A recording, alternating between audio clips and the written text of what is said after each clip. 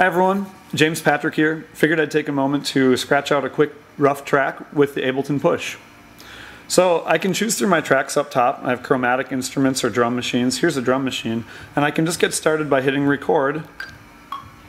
And once I do, I can then start punching in my notes up here on top, right into my sequence.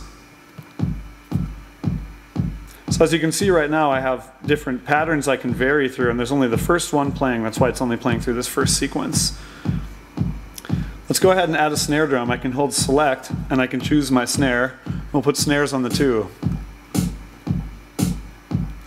Maybe put some hi-hats in here too. Let's record these in real time. I can adjust my swing settings up here. And this is a nice start. So let's move on to our percussion. So I choose my percussion instrument. I'm still in record.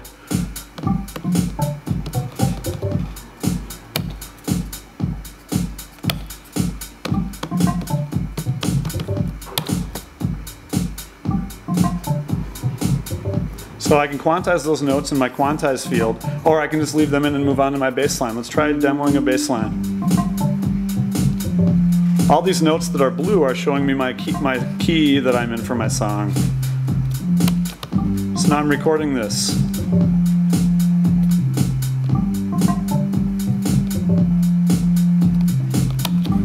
There's my bass line. Let's move on to our piano track.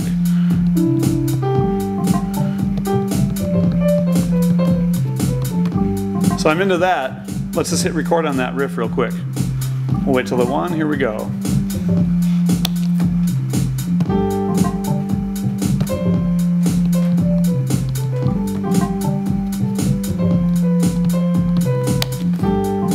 I got my piano track in there. So now I have piano, bass line, percussion, drums. Let's revisit our drum track here. Now we can add other patterns here. We'll select the pattern we're on and we're going to hit double. So now we have a second variation of it here. We can add other accents, maybe other notes, change it up a little bit. Let's go to our snare drum.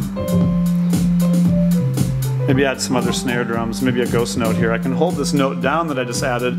I can nudge it late and change its velocity, give it a little more of a ghost note feel.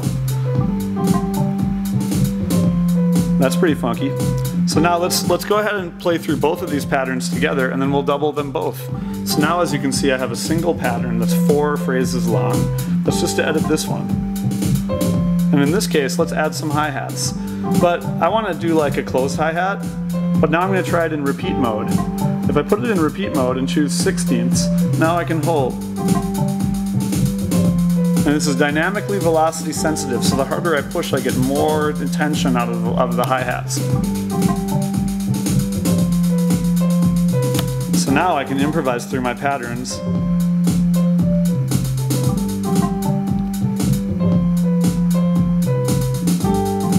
Slick, huh? So let's do one last thing. Let's add some effects to these drums.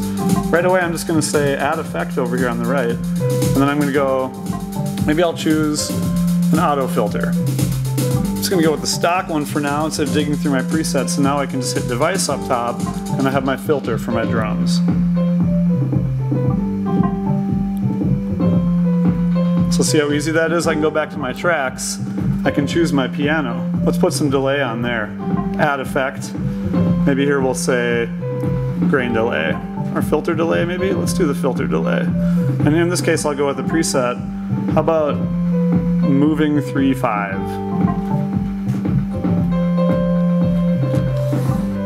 Now I got piano, I go to my volume, I can set up my mix, I can go back to device, I can choose my auto filter.